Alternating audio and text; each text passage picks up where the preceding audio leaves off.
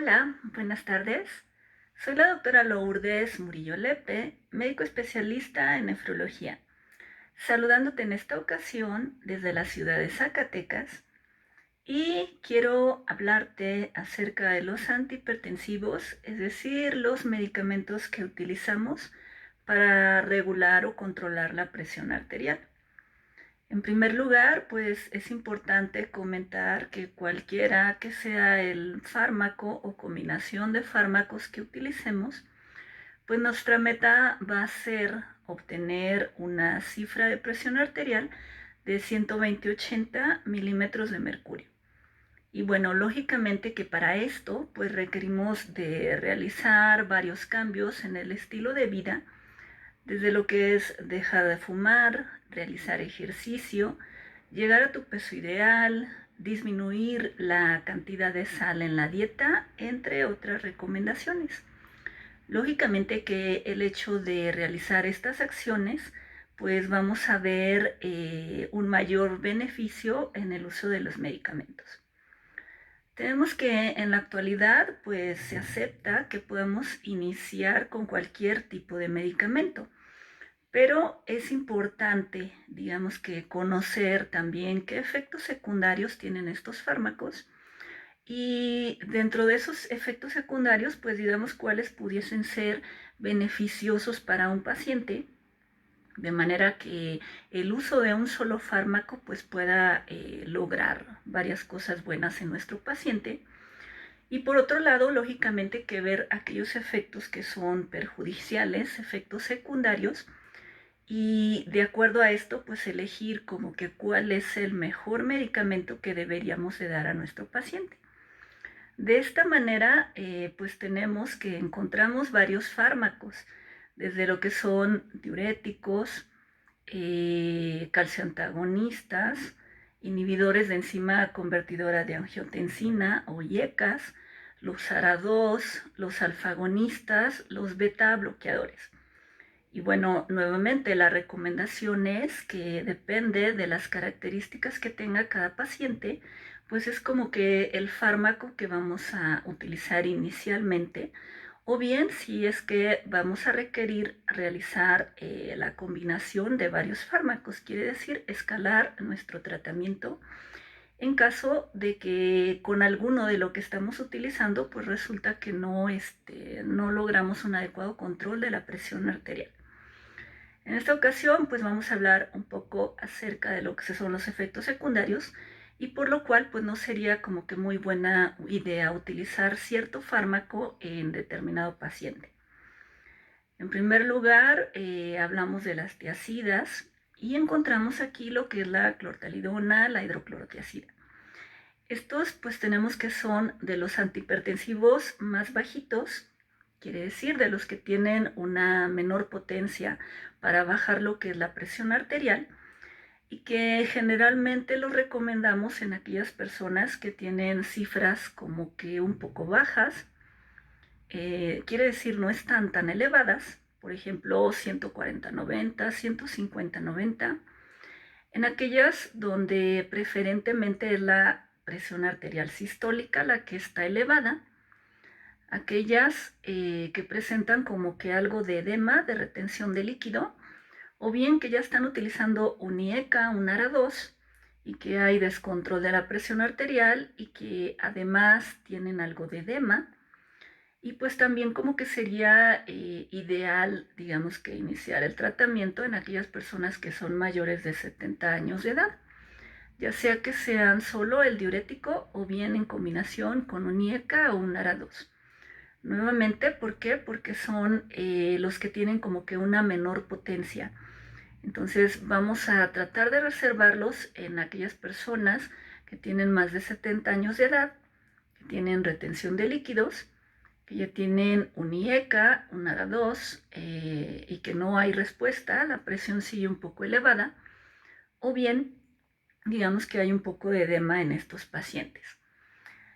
En esta situación, pues tenemos que recordar que tanto la clortalidona como la hidroclorotiazida pues tienen efectos secundarios, dentro de los cuales pues pueden elevar el nivel de ácido úrico en sangre, pueden elevar también lo que es el nivel de glucosa, por lo cual como que no es muy buena idea utilizarlos en alguien que sabemos que ya tiene ácido úrico alto en la sangre, por ejemplo en el caso de gota. No es buena idea usarlos, digamos, en personas que son diabéticas y que no tienen un adecuado control, ya que, como te comento, pues pueden ocasionar elevación de la presión arterial.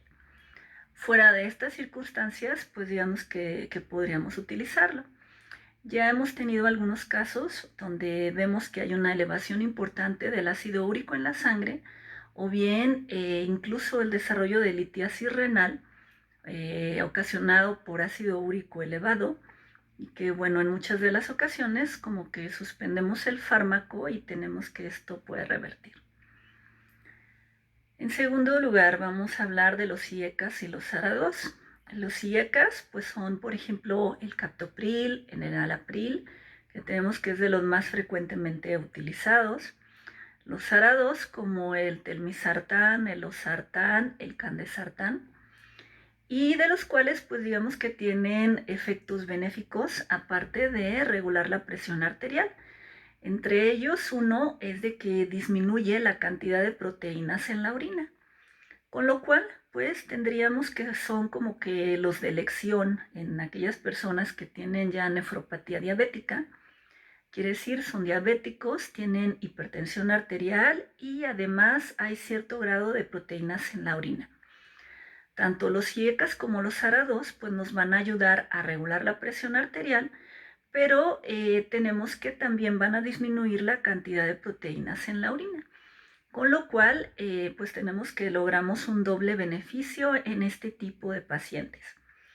Por otro lado, hay fármacos, por ejemplo el telmisartán, que en algunos estudios pues también se ha demostrado que disminuye el riesgo de padecer, por ejemplo, una hemorragia cerebral, una embolia cerebral, una trombosis. Entonces, como que también sería una muy buena opción utilizar en este tipo de pacientes. ¿Qué efectos secundarios pueden tener estos medicamentos? Uno de los principales es que puede subir el potasio en la sangre. Si combinamos, por ejemplo, con un diurético de asa, por ejemplo, el furosemide, pues tenemos que podemos disminuir este riesgo. Nuevamente, va a depender de las condiciones de nuestro paciente. El furosemide es un diurético que tiene una acción mucho más potente que las tiazidas. Por lo tanto, lo reservaríamos como que para aquellos casos donde el edema es entonces más importante. Por otro lado, pues recordar que aunque los IECA, los ARA-2 son nefroprotectores, como te comento, protegen el riñón al regular la presión arterial y al disminuir la cantidad de proteínas en la orina. Pero ya en estadios avanzados de la enfermedad, por ejemplo en etapa 4, etapa 5, podemos ver que hay un incremento en el nivel de potasio, con lo cual pues debemos de tener ya un cuidado especial, digamos, en su uso en aquellas personas que tienen una depuración de creatinina en orina de 24 horas por debajo de 30 mililitros por minuto, o bien un filtrado glomerular por debajo de 30 mililitros por minuto. Con mayor razón, tener cuidado en aquellos pacientes que pues ya requieren terapia de sustitución renal, como es diálisis y hemodiálisis, y en los cuales todavía no se ha realizado. Todavía más, si es un paciente que ya maneja niveles altos de potasio, bueno, pues como que aquí definitivamente no debemos de utilizar los IECAS ni los ARA-2. Referente a los beta bloqueadores, como es el propanolol, el metoprolol, bueno, tenemos que estos pues son de especial utilidad y digamos que sobre todo cuando nuestro paciente además tiene algún grado de falla cardíaca, ya que van a servir para mejorar la función del corazón, llevar más cantidad de sangre al corazón, mayor cantidad de oxígeno. ¿Qué efectos secundarios pueden tener los beta bloqueadores?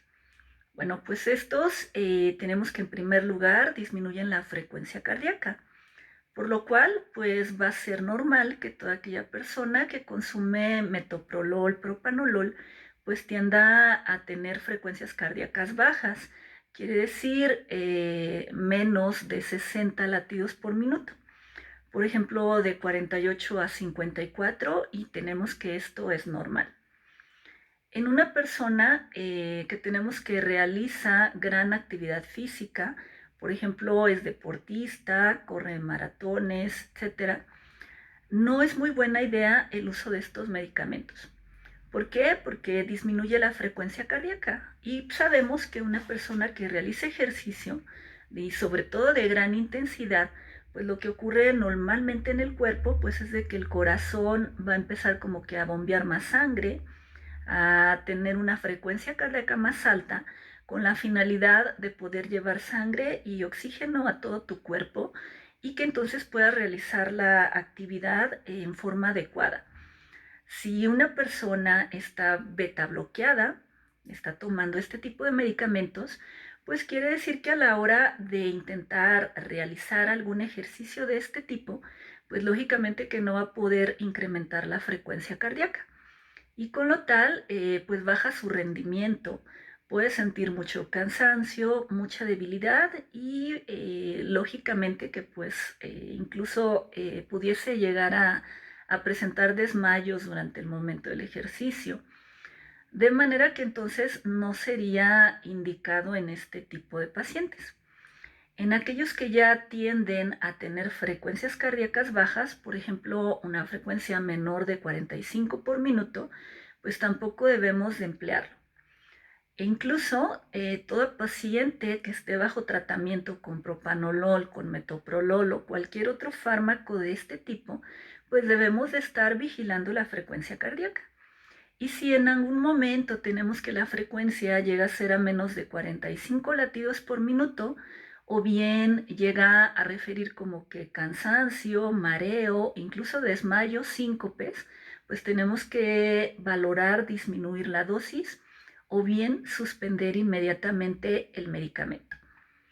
Estos fármacos, los beta bloqueadores, pues tenemos que como efecto secundario también pueden subir el colesterol, subir los triglicéridos, por lo cual tener cuidado con pacientes que ya tienen niveles altos de colesterol, de triglicéridos, porque pues corremos lógicamente el riesgo de que se va a elevar todavía más estas sustancias en la sangre. En el caso de personas diabéticas, no es entonces como que muy recomendable iniciar de primera opción con beta bloqueadores, dado que la mayoría de diabéticos pues, pueden tener algún grado de dislipidemia, quiere decir, de elevación de colesterol y de triglicéridos. Por otro lado, una persona que es diabética y que está bajo tratamiento con insulina o con hipoglucemiantes orales, medicamentos para nivelar la glucosa en sangre, pues tenemos que pueden tener el riesgo de presentar hipoglicemias, quiere decir una baja de glucosa en sangre. Cuando una persona presenta baja de azúcar en sangre, va a manifestar diversos síntomas derivados de la liberación de adrenalina y que pueden ser como sudores, temblores, palpitaciones, visión borrosa, mareo.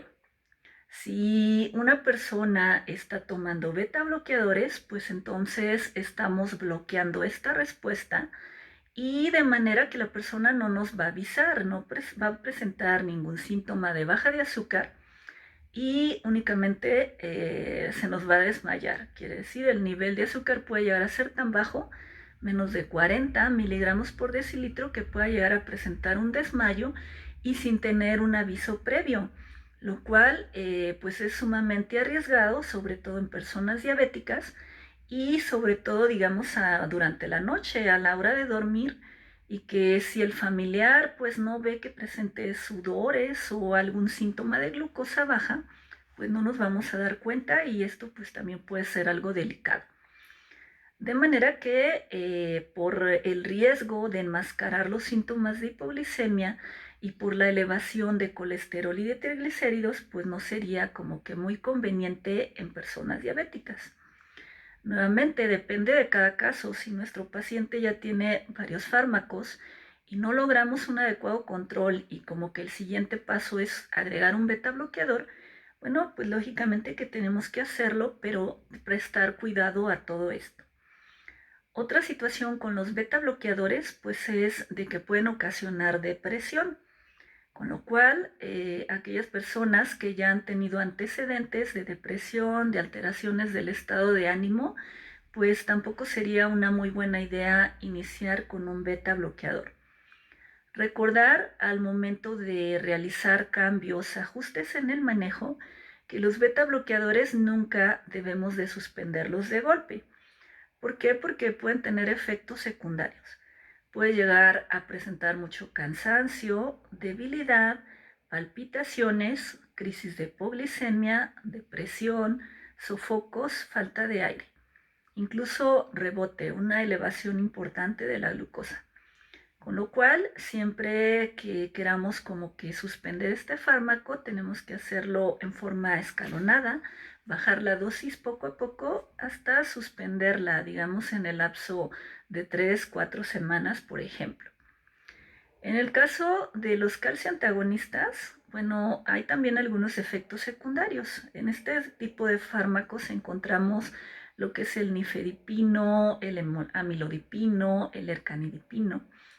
Y aquí lo que más frecuentemente puede presentar nuestro paciente son síntomas derivados de vasodilatación, con lo cual quiere decir que la persona puede llegar a presentar dolor de cabeza, sensación de rubicundez o como de que la cara se pone roja, se pone caliente y edema de miembros inferiores, el cual puede ser tan leve desde ser solamente en los tobillos o bien tan grave hasta llegar hasta el tercio superior de las piernas.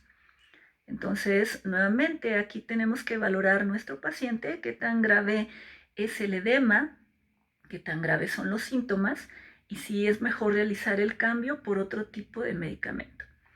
Si hablamos además de mujeres que están cursando en climaterio, en menopausia, y que en muchas ocasiones por el desequilibrio que existe a nivel hormonal, pues encontramos que la presión tiende a estar un poco elevada. Entonces, en esta situación también tendríamos que valorar el uso de este tipo de fármacos, ya que si de por sí la mujer está presentando un síntoma como son los bochornos, los sudores, bueno, pues considerar que posiblemente un calcio antagonista de este tipo pueda llegar a incrementar los síntomas. Finalmente, lo que son los alfa agonistas, como es el prazosin, pues tenemos que este tipo de medicamentos debemos como que de reservarlos hasta el final. Son muy potentes y tenemos que tienen la capacidad de bajar en forma inmediata lo que es la presión arterial. De manera que si lo damos, por ejemplo, de primer inicio, pues corremos el riesgo de que nuestro paciente presente un cuadro de hipotensión y que se nos pueda desmayar. Entonces, debemos de tener especial cuidado en su uso para aquellas personas que tienen algún grado de neuropatía. Quiere decir que no responde muy bien lo que es su corazón, sus receptores a los cambios en la presión arterial. Evitarlo en mayores de 70 años por esta misma razón, ya que tenemos que pueden presentar hipotensión postural. Quiere decir, se toma la presión, vemos que como que baja la presión, pero al momento que el paciente se pone de pie, la presión baja todavía más súbitamente y se nos puede desmayar, lo cual pues puede ser un riesgo si la persona llega a golpearse la cabeza, etc. Para este tipo de fármacos pues encontramos algo que se llama efecto de la primera dosis.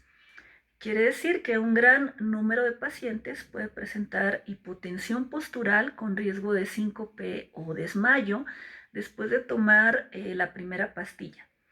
Con lo cual, pues cada vez que recetemos o indiquemos este medicamento, pues vamos a avisarle a nuestro paciente que la primera dosis debe de ser durante la noche antes de acostarse. Si nuestro paciente llegase a tener este efecto, pues no hay ningún riesgo, ya que nuestro paciente pues está acostado. Con las siguientes dosis, la segunda, la tercera, etcétera, pues tenemos que ya afortunadamente no se presenta esta eventualidad. Este tipo de medicamentos, pues tenemos que actúan también sobre lo que es la hiperplasia prostática, por lo cual en ocasiones podemos utilizar dosis bajas en hombres mayores de 45 años con esta finalidad, como que controlar la presión arterial y como parte del tratamiento también para la hiperplasia prostática.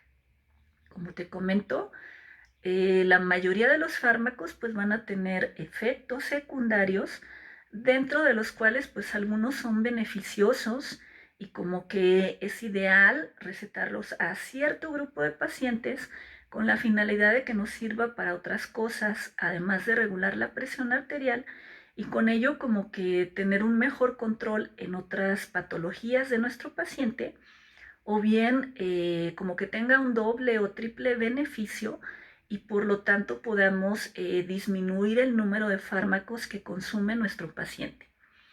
Por otro lado, tenemos también que algunos tienen efectos secundarios que son importantes y que por lo tanto debemos de evaluar al 100% a nuestro paciente para ver qué fármaco es el ideal. En aquellos casos donde encontramos una hipertensión arterial secundaria, de lo cual hablaremos en otros vídeos, pues tenemos que también va a haber predilección por ciertos antihipertensivos sobre otros. Por ponerte un ejemplo, en el caso del hiperaldosteronismo secundario, quiere decir una alteración a nivel de las glándulas suprarrenales y donde hay una elevación en sangre importante de algo que se llama aldosterona, pues tenemos que el fármaco de elección es la espironolactona, ya que es un fármaco que va a bloquear a la aldosterona y con lo cual vamos a lograr controlar la presión arterial de nuestro paciente. Ya que es un mecanismo especial por el cual se produce presión arterial alta, pues tenemos que podemos usar muchísimas combinaciones de fármacos, pero no lograr un adecuado control. ¿Por qué? Porque no estamos actuando sobre la aldosterona. En cambio, en cuanto recetamos la espironolactona, pues como que por arte de magia nuestro paciente se controla y con dosis muy bajas de fármaco. Y lógicamente que quitando los efectos secundarios del resto de los medicamentos. Otro ejemplo es el caso del hipertiroidismo. Quiere decir cuando la glándula tiroides funciona de más y produce hormonas tiroideas en forma exagerada. Algunos de los síntomas, aparte de presión arterial elevada, pues son la presencia de ansiedad, de taquicardias, de temblores, de sudores. Si nosotros recetamos entonces un beta bloqueador, por ejemplo el propanolol, pues tenemos que bloqueamos toda la liberación de adrenalina, con lo cual en nuestro paciente pues desaparecen las palpitaciones, la taquicardia, los temblores y los sudores, con lo cual pues junto con fármacos especiales para tratar la glándula tiroides, pues tenemos que logramos un control en nuestro paciente. Entonces, si te das cuenta, pues como que son muchos fármacos, pero es de acuerdo realmente a la condición de cada paciente, que es como debemos de iniciar nuestro tratamiento y de realizar las adecuaciones, los cambios en los fármacos o la escala a otro fármaco. Quiere decir combinar fármacos para lograr un mejor control de la presión arterial. Aún a pesar de todo esto, pues hay algunos pacientes, sobre todo en hipertensión arterial secundaria y en aquellos casos de insuficiencia renal crónica avanzada, donde la presión arterial es muy difícil de controlar. Y tendremos que entonces, aunque sean diabéticos o algunas de las condiciones que ya te mencioné, pues tendremos que utilizar prácticamente todos los fármacos, ya que de otra manera es difícil lograr un adecuado control de la presión arterial. Y de manera que en estas condiciones, pues a veces tenemos que utilizar hasta 5 o 6 medicamentos y a dosis elevadas para lograr un buen control de la presión arterial. En próximos vídeos te hablaré acerca de las causas de hipertensión arterial secundaria y cuáles serían como que los medicamentos de elección o que podríamos utilizar para mejorar más condiciones de nuestro paciente, ayudar a tratar las patologías de base y disminuir también la sintomatología que va asociada a estas enfermedades. Espero, como siempre, que la utilidad que te aportamos en estos vídeos pues sea importante, que puedas emplearla, puedas llevarla a la práctica. Recuerda que cada caso es individual, cada caso lo debemos de valorar y que bueno, lo que damos aquí finalmente son como que recomendaciones. Quedo a tus órdenes para cualquier pregunta, cualquier comentario. Sabes que con toda confianza puedes realizarlo.